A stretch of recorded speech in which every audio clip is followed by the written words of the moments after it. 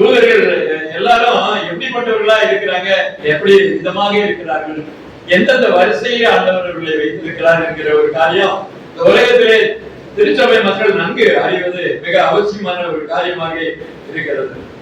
முதலாவதாக என்ன என்று பாத்தீங்கன்னா, பரிசுத்த தூதர்கள் உங்களுக்கு நல்லா தெரியும், தேவ தூதர்கள் என்பது தெரியும். இன்னொரு பிறப்பு பாவம் செய்த தூதர்கள் உங்களுக்கு தெரியும். இன்னொரு பிறப்பு யார் அப்படின்னு கேட்டாக்க லூசிபருடைய கூட்டம் என்பதை நீங்கள் அறிவீர்கள். ஆனால் இப்படிப்பட்ட இந்த 3 கூட்டங்கள் தனித்தனியாக இருந்தாலும் கூட தூதர்களுடைய அந்த படைப்பிலே அது ஒரு தனி படைப்பு. அந்த தூதர்களுடைய தனி படைப்பை பார்க்கப்படும்போது வரிசையை பாத்தீங்கன்னா அதெல்லாம் ஒரு பிரமிக்கத்தக்கதான ஒரு வரிசையாக இருக்கிறது. நான் உங்களுக்கு தமிழ்ல சொல்றேன், புரியுமா என்னன்னு எனக்கு தெரியல. முதல்ல ஒரு தூதரை பற்றி நாம் பார்க்கப்படும் போது சேராவின்களுக்கு தமிழ்ல என்ன சொல்லுவாங்க, பத்தீஸ்வாலிகர். பத்தீஸ்வாலிகர் என்கிறது தான் தமிழுடைய ஒரு வார்த்தை. சேராவின்கள் என்று பார்க்கப்படும் போது அவர்களுக்கு 6 ரெக்கைகள் இருக்கும். வேதாகமத்திலே நாம் படிக்கிறோம். 2 ரெக்கைகள் பாதங்களை மூடிக்கொள்கிறார்கள், 2 முகத்தை மூடிக்கொள்கிறார்கள், 2 ரெக்கைகளை கொடுத்து அடித்துக்கொண்டே பறப்பார்கள். ஆண்டவருடைய அருகிலே இருந்து ஆண்டவரை துதிக்க வேண்டும். ஆண்டவரை போற்றுவதற்கென்று ஒரு கூட்டத்தை ஆண்டவர் வைத்திருக்கிறார். நிறைய பார்க்க போறோம், இருந்தாலும் இது ஒரு முதல் வரிசையை நாம் பார்த்தோம். 2வது வரிசை என்ன என்று பார்க்கப்படும் போது ஞானாதிக்கர். ஞானாதிக்கர் என்று தமிழ்ல சொல்லுவார்கள், எல்லாருக்கும் தெரியுமா தெரியாது. ஞானாதிக்கர் தான் பேர். அதை சேரபியாம் என்று சொல்லுவார்கள், கேருப் என்று சொல்லுவார்கள். சேரபியாம் கேருப் என்று நாம் இந்த இடத்திலே நாம் சொல்லுகிறோம். ஆதியாகம புத்தகத்திலே 3வது அத்தியாயம் 24வது வசனத்தை எடுத்து வாசிக்கப்படும் போது மனுஷனை துரத்தி விட்டு ஜீவனுடத்திற்கு போகும் வழியை காவல் செய்ய ஏதேன் தோட்டத்திற்கு கிழக்கே கேருபீன்களையும் வீசிக் கொண்டிருக்கிற சுடர்களில் பற்றி வந்தார். ஒளி வீசக்கூடிய ஒரு அதிகாரம் உடையவர்கள். அவ கையில என்ன இருக்குது, பட்டயம் இருக்கிறது. அப்போ ஒளி வீசக்கூடிய, அதாவது பட்டயங்களை வைத்துக் கொண்டிருக்கக்கூடிய ஒரு கமாண்ட் அவருடைய, அதாவது மிகவும் ஒரு பாதுகாக்கக்கூடிய ஒரு வேலையை அவர்கள் செய்து கொண்டிருக்கிறார்கள் என்பதை நாம் பார்க்கிறோம். 3வது நாம் பார்க்கிறோம் பத்ராசனர். பத்ராசனர் என்று சொல்லப்படுவது தேவனுடைய சமூகத்திலே சுற்றி அந்த தலைமை இருக்கக்கூடிய அந்த ஆட்சி பீடத்துடைய சுற்றி இருக்கக்கூடிய அந்த அமைப்பை நாம் பார்க்க முடிகிறது. அவர்கள் எல்லாம் பத்ராசனர் என்று சொல்லுவார்கள். வெளிப்பாடு புத்தகத்திலே 5வது அத்தியாயம் 6வது வசனத்தை வாசிக்கப்படுவது, ஆட்டுக்குட்டியானவருக்கு முன்பாக 4 ஜீவன்களுக்கும் மூப்பர்களுக்கு மத்தியிலே நிற்க கண்டு அவன் அட்மினிஸ்ட்ரேஷன் பலவத்தில் இருக்கக்கூடிய நம்ம தலைமை பீடத்தை நாம் பார்க்க முடிகிறது. அங்கே 7 கொம்புகளையும் 7 கண்களையும் உடையதாக இருந்தது. அந்த கண்கள் பூமி எங்கும் அனுப்பப்படுகிற தேவனுடைய 7 ஆவிகள் என்று நாம் பார்க்கிறோம். அப்ப அங்கே சுற்றி இருக்கக்கூடியதுல என்ன இருக்கிறது, சிங்காசனத்துல என்ன இருக்குது, 4 ஜீவன்கள் இருக்கிறது, மூப்பர்கள் இருக்கிறார்கள் என்று நாம் பார்க்கிறோம். இந்த 4 ஜீவன்கள் என்று வேதாகமத்திலே சொல்லப்படுகிறது. அது ஒரு வகையான கேள்வி தான். அவர்களுக்கு முகங்கள் எத்தனை இருக்கும் அதை கொஞ்சம் பார்க்கலாம்.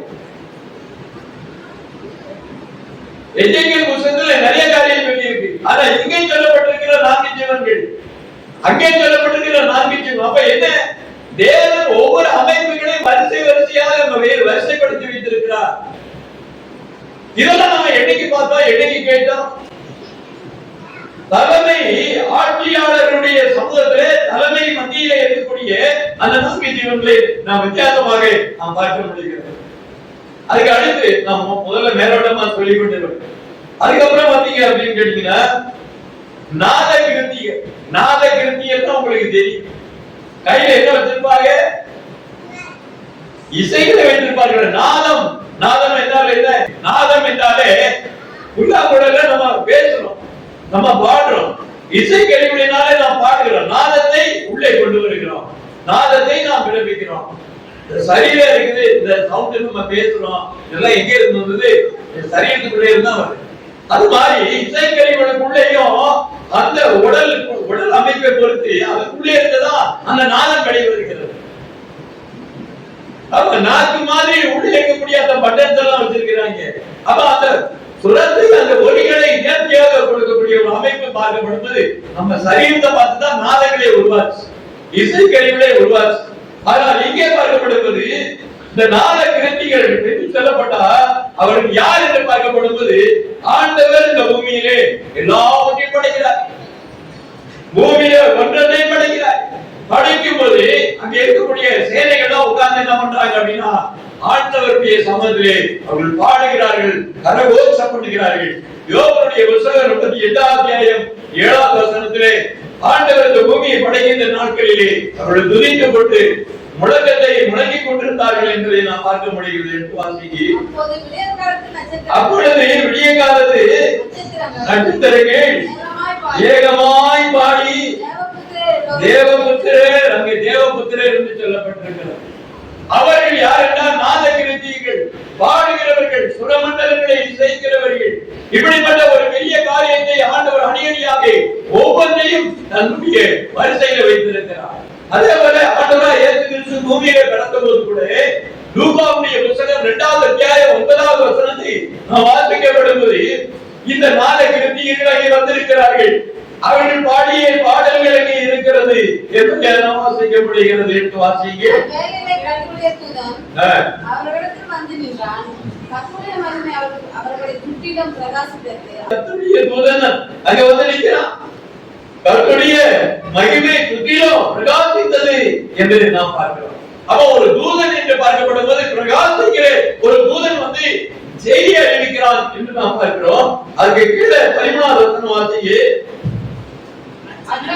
அந்த கணமே பரமசேனையின் திரள் அந்த தூதனுடனே தோன்றி உன்னதத்திலே இருக்கிற தேவனுக்கு மகிமையும் பூமியிலே சமாதானமும் மனுஷன் மேல் பிரியமும் உண்டாவதாக என்று சொல்லி தேவனை துதித்தார்கள். தேவ தூதர்கள் அவரை விட்டு பரலோகத்துக்கு போன பின்பு என்று நாம் பார்க்கிறோம். அவன் பரம சேனைகள், துதிக்கிற சேனைகள், துதிக்கிற கூட்டங்கள் எல்லாத்தையும் ஆண்டவர் நேர்த்தியா வைத்திருக்கிறார்கள். ஆனா துதிகளின் மத்தியில் வாசம் பண்ணுகிற தேவனை துதிப்பதற்கு சபையில் இருக்குது அந்த வருஷம். அவன் பரலோகத்திலே செய்யப்படுகிறதுக்கு செய்யப்படுகிறதா எப்படியா இப்படி எல்லாம் சொல்லி இருக்கு. சபையில ஒண்ணு இல்லையே, ஆராதனை பாட துதி இல்லையே அப்படின்னு இல்லையா. தெலுங்கு சபைகளை போய் பாத்தீங்க அப்படின்னா அங்க எல்லாருமே என்ன பண்ணுவாங்க அப்படின்னா ஒவ்வொருத்தரும் நாத கிருத்திகள் மாதிரி உட்கார்ந்து இருப்பாங்க. பழைய ஹார்மோனியம் வண்டி வச்சுட்டு உட்கார்ந்துட்டு இருப்பாங்க, பழைய வயலின் வச்சுக்கிட்டு உட்கார்ந்துட்டு இருப்பாங்க. ஏன் அப்படின்னு கேட்டா அவர்களெல்லாம் அந்த வரிசையை படித்தவர்கள். தேவனுடைய திருச்சமூகத்தை தேவ சமூகத்தில் நெருங்கி நாம் இருக்கின்ற ஒரு அனுபவத்தை வேதாகமம் நமக்கு உணர்த்தி கொண்டிருக்கிறது. நாம் எப்படிப்பட்டவர்களாய் நாம் இருக்கிறோம், எப்படிப்பட்ட ஒரு சூழ்நிலையிலே தேவ சமூகத்திலே நாம் வாழ்ந்து கொண்டு இருக்கிறோம். இதெல்லாம் பார்க்கப்படுவது அதை நமக்கு உணர்த்தி கொண்டு இருக்கிறதாய் நாம் பார்க்கப்படுகிறது. சத்துவாக்கள் என்று சொன்னா என்ன அப்படின்னு கேட்டீங்கன்னாக்க பலம் பொருந்தியவர்கள், பலம் பொருந்தியவர்கள். சத்துவாக்கள் என்று சொன்னா the miracles work என்று சொல்லப்படுகிறது, the celestial powers என்று சொல்லப்படுகிறது. ஒரு பலமான ஒரு அற்புதங்களின் அடையாளங்களோடு இறங்கி வருகிற தேவ தூதர்கள் என்று நாம் பார்க்கிறோம். உதாரணமாக சொல்லப்படும் போது மத்தேயுடைய புத்தகம் 28ஆவது அத்தியாயம் 2 என்று நான் நினைக்கிறேன். எடுத்து வாசிங்க. பூமி மிகவும் அதிர்படி கர்த்தருடைய தூதன் வானத்திலிருந்து இறங்கி வந்து அவன் எப்படிப்பட்ட ஒரு தூதன் வருகிறான், சத்துவம் இல்லவன் பலமுள்ளவனாய் வந்து பூமி அதிர்கிறது. அப்படிப்பட்ட தூதர்களே ஆண்டவர் வைத்திருக்கிறார். தேவ சமூகத்திலே இன்னும் பார்க்கப்படுவது இந்த பலமுள்ள தூதர்கள் எல்லாம் யார் வச்சிருக்கிறார்? கொஞ்சம் பேரா யார் வச்சிருக்கிறார்? இந்த பலமுள்ள தூதர்கள் எல்லாம் இங்க முடிச்சு வச்சிருக்கேன் கொஞ்சம் பேர். அதுதான் இங்க வருகிறது, அதைத்தான் நம்ம பார்க்கிறோம். எபேசியர் புத்தகத்துல பாத்தீங்க அப்படின்னு கேட்டீங்கன்னா 6ஆவது அத்தியாயம் 12ஆவது வசனத்துல இந்த சம்பவமுக்குள்ள இந்த பலமான தூதர்களை யார் வச்சிருக்கிறா? கொஞ்சம் பேர தாத்தா வச்சிருக்கிறான். திருவசனம் சொல்லுகிறது ஒளியின் தூதனுடைய வேதத்தை போட்டு வருவோம் அப்படின்னா என்ன அர்த்தம்? நான் தான் ஏற்கனவே சொன்னேன் உங்களுக்கு. ஆண்டவரை குறித்து அறிவிக்கும்படியாக முதலாவதாக அங்கே வந்து ஆட்சியர்கள் மத்தியிலே பேசும்போது ஒரு மகிமையின் பிரசன்னத்தோட ஒரு தூதன் இறங்குறான். அப்புறம் பரமசேனையே வந்து பாட்டு பாட இறங்குது. அப்போ ஒளியினுடைய தூதருடைய அந்த கூட்டம் கூட அவனுடைய இணைந்து இருக்கிறது. ஆனாதான் ஆண்டவர் சொல்லுகிறார் ஒளியின் வேஷத்தை போட்டுட்டு வருவான்றாரு. மிக முக்கியமான பகுதி பாத்தீங்களா? எபேசியர் 6:12 மாமிசத்தோடும் துரைத்தனங்களோடும் அதிகாரங்களோடும் பாத்தீங்களா? பிரபஞ்சத்தின் அந்தகார லோகாதிபதிகளோட இந்த அந்தகார லோகாதிபதி என்ன பண்றான் நமக்கு தெரியுமா? அந்தகார லோகாதிபதி போயிடும். அவன் என்ன அந்தகாரம் வந்தால் பாவம். இந்த உலகத்துல பாருங்க, இந்திய தேசத்துல ஒரு அமைப்புகள் இருக்கிறது, ஒரு கூட்டங்கள் இருக்கிறது. அந்த கூட்டங்கள் என்ன செய்கிறது? வாலிபர்களை மாய வலைக்குள்ளே தள்ளுகிறது, இளம் பிள்ளைகளை தெரிஞ்சுகிறது. இப்படியாக மாய வலைக்குள்ளே தள்ளிவிடுகிறதை நாம் பார்க்கிறோம். அவர்கள் எல்லாம் பார்க்கப்படுவது என்ன அப்படின்னா, முதல்ல போத கஞ்சா, முதல்ல பீடி சிகரெட்ல இருந்து அப்புறம் கஞ்சால ஆரம்பிக்குது. அப்புறம் என்ன அப்படின்னா மது குடிக்கணும். அப்புறம் என்ன அப்படின்னு கேட்டாக்க அவருடைய படிப்படியாக அவர் சிந்தனையை இழக்கணும். மீட்டிங்காவும் வரக்கூடாது, குடும்பம் வரக்கூடாது, தாய் தப்பை வரக்கூடாது, யாரு வரையும் பாசம் வரக்கூடாது. அப்ப அவன் தனியா ஆளாக்கணும். பிசாசுடைய வேலையை பாருங்க. பாவத்தை ஊட்டுகிற ஒரு பிசாசுகள், அந்த கால பிசாசுகள். இப்படிப்பட்ட பிசாசுகள் என்ன செய்கிறது? அவருடைய திறன்களை அழித்து வீதிகளை பாத்தீங்கன்னா அங்கங்க படுத்து கிடப்பான் போதை அடிச்சு.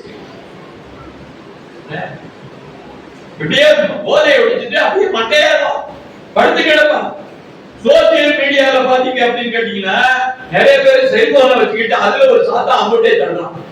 செல்போனை பாரு, நல்லா பாரு, இன்னும் நல்லா பாரு, இன்னும் நிறைய இருக்கு, நீ பார்த்ததே கொஞ்சம் தான், இன்னும் பாரு அப்படின்னு சொல்லி எவ்வளவு நேரம் செல்போன்ல டைம் எடுத்துக்கிறாங்க. அதுல பார்க்க கூடாத கேவலமான ஒரு காரியத்தை பார்க்கிறார்கள், கேவலமான படங்களை பார்க்கிறார்கள், கேவலமான சம்பவங்களை பார்க்கிறார்கள். மன அழுத்தம் ஏற்படுகிற ஒரு சம்பவங்கள் வருகிறது. அது மாத்திரமல்ல, அவருடைய உறவுகள் தவறாக மாறுகிறது, பாலியலுடைய எண்ணங்கள் வருகிறது, குற்ற செயல்கள் வருகிறது. இப்படிப்பட்ட குற்ற செயல்களை ஒழுக்கமின்மை, இந்த சோம்பேறித்தனத்தை கொண்டு வருகிறது யார் அப்படின்னா இந்த அந்தகார பேய், இந்த அந்தகார பொருளாதார சாட்சி. அவன் இதை மடக்குவதற்கு ஒடுக்குவதற்கு நம்மகிட்ட என்ன திறன் இருக்கு? ஆண்டவர் தான் சொன்னாரு, பகவான கட்டி போட்டா தாயா நீ எல்லாத்தையும் கொள்ளையடிக்க முடியும். இன்ன வரைக்கும் சாத்தான கட்டி போட முடியலையே, அந்த காலத்தால கட்டி போட முடியலையே. உலகத்தெல்லாம் கடிச்சிட்டு இருக்கானே, வாலிப தம்பி தங்கைகளெல்லாம் அழிக்கிறானே, தேசம் முழுவதும் வளர்ந்துச்சு, எல்லாத்தையும் கூட்டமாக்கிட்டானே. நீங்க எங்க இருந்து மீட்பு பணியை செய்ய முடியும்? நீங்க எங்க இருந்து ஊழியத்தை செய்ய முடியும்? எங்க இருந்து சுவிசேஷத்தை அறிவிக்க முடியும்? என்ன திட்டம் உங்களுக்கு இருக்கிறது? என்ன சிந்தனை இருக்கிறது? வழி தெரியுமா உங்களுக்கு? இந்த ஊழியத்துடைய பகுதி உங்களுக்கு தெரிய முடியுதா?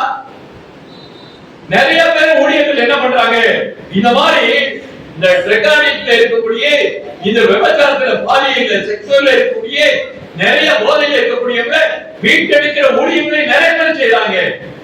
நல்ல ஒரு ஊழியங்களை செய்கிறார்கள். நம்ம செய்யறோமா? நாசமாய் கொண்டிருக்கக்கூடிய வாலிபர்களை மீட்டெடுக்க வேண்டிய ஒரு பெரிய மிக முக்கிய பணியாக நமக்கு தந்திருக்கிறார். ஏன் அப்படின்னு கேட்டா, ஆண்டவரே நமக்கு சொல்லி இருக்கிறாரு. சங்கீத புத்தகத்துல 127:5 வாசிக்கப்படும் போது, ஏன் இந்த வாலிபர்களை அவர் கண்டு வைக்கிறார் என்று பார்க்கப்படும் போது வேதாகமம் தெளிவாக அதை குறித்து சொல்லுகிறது. வாசியுங்கள். பால வயதின் குமாரர்கள் பலவானுடைய கைகளில் இருக்கிற அம்புகளுக்கு ஒப்பா இருக்கிறது. பாத்தீங்களா, உலகமே இன்னைக்கு வாலிபருடைய கையில தான் இருக்கு. திடீர்னு பாத்தீங்கன்னா எலெக்ஷன்ல யார் ஓட்டு போட்டா 35 வயசுக்கு கீழே ஓட்டு போட்டாங்க, பலமெல்லாம் எடுத்துட்டாங்க, எல்லாம் போய் அங்க சாஞ்சிருச்சு. இப்ப வயசு வித்தியாசத்துல இந்த போட்டியை நடந்திருக்குது. நான் ஒண்ணு மட்டும் நான் சொல்றேன், எனக்கு நல்லா தெரியும்.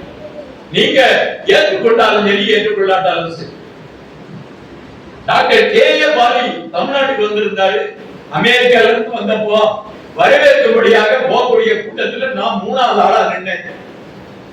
அவரோட கை கொடுத்து பேசினேன். அவரே ஹைதராபாத்ல எங்க ஆபீஸ்க்கு வந்தவர். அதனுடைய நானும் சொன்னேன், ஐயா நீங்க எங்க ஆபீஸ்க்கு வந்திருக்கிறீங்களா அப்படின்னு.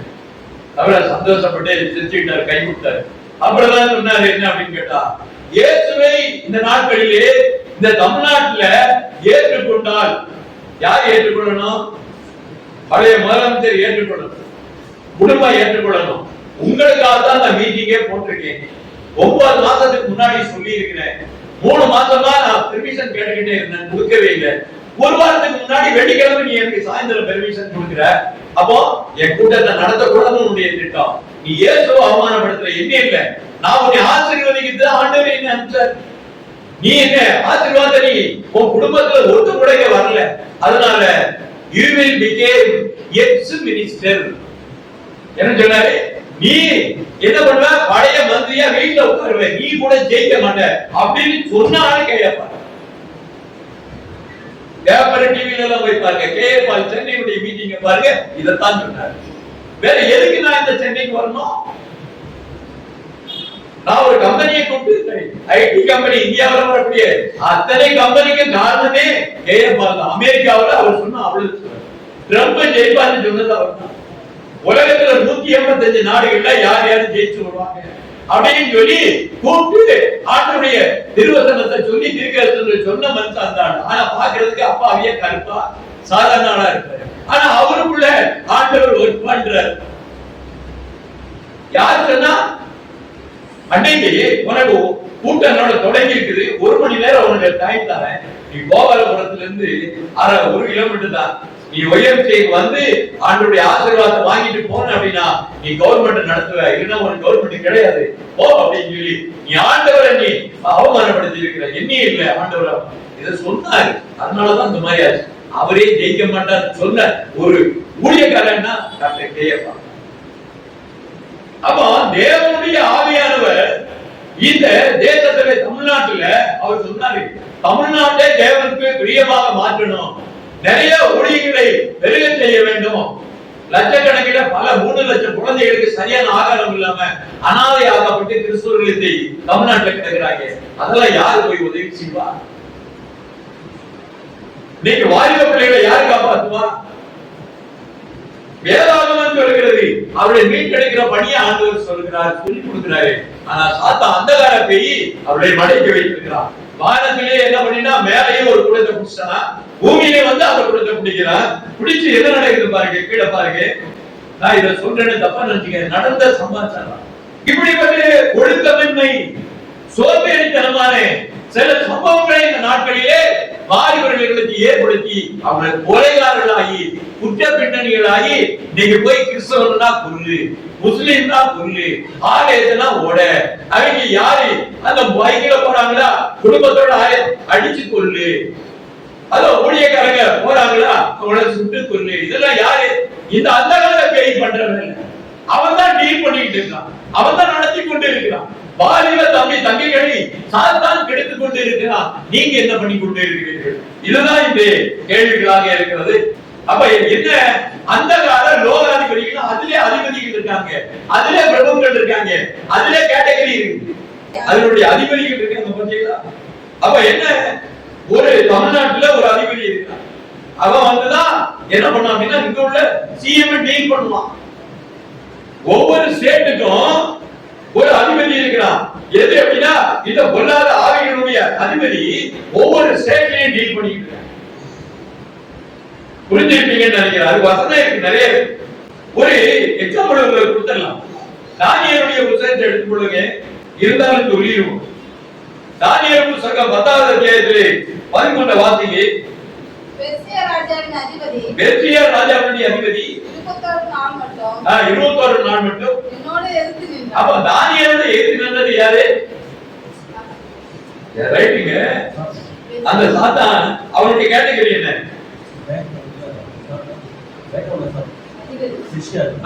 அதிபதி. அப்போ ஒவ்வொரு ஸ்டேட்டுகளையும் அவன் என்ன பண்றான்? அவன் தான் ராஜபாரம் பண்றான். அதுக்கு தமிழ்ல பேர் என்ன? பிரத்மிகர். தமிழ்ல என்ன பேரு? பிரத்மிகர். ராஜ்யங்களுடைய தூதர்கள், ராஜ்யத்தினுடைய அதிபதிகள். இப்படிப்பட்ட அவர்கள் என்ன பண்றாங்க? சாத்தானுடைய ஒரு குரூப் இருக்குது, அவங்க அதை கண்ட்ரோல் பண்றாங்க. அவன் என்னென்ன நடந்து கொண்டு இருக்கிறது? இந்த இடத்துல அவர்களுக்கு யுத்தம் பண்ணுவதற்கு ஒரே ஒரு ஆளுக்கு தான் பவர் இருக்கு. இப்படிப்பட்ட ஆளுகளை டீல் பண்ணணும்னா இவங்களை அடக்கணும் ஒடுக்கணும் ஒரே ஒரு ஆளுக்கு தான் பவர் இருக்கு.